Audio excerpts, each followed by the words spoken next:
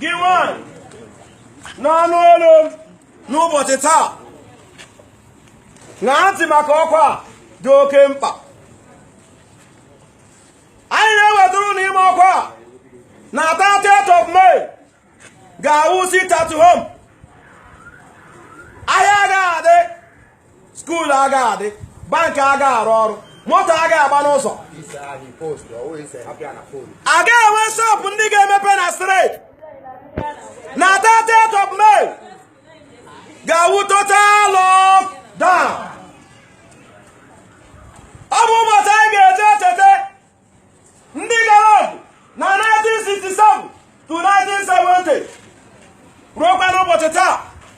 Anyị ga-echeta ụmụnne na ndị e gburu na mkpọ na 30th of May 2016.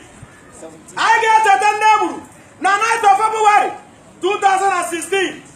Anyị ga-echeta ndị e gburu na 3rd of August 2015.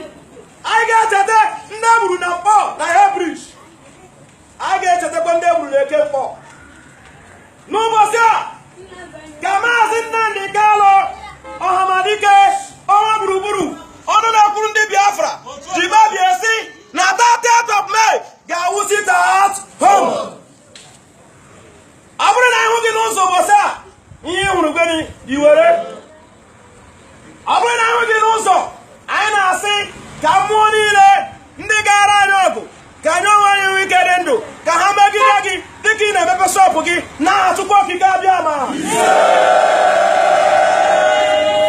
onye wetara ụlọ ozi a bụ Maazị Nnamdi Kanu.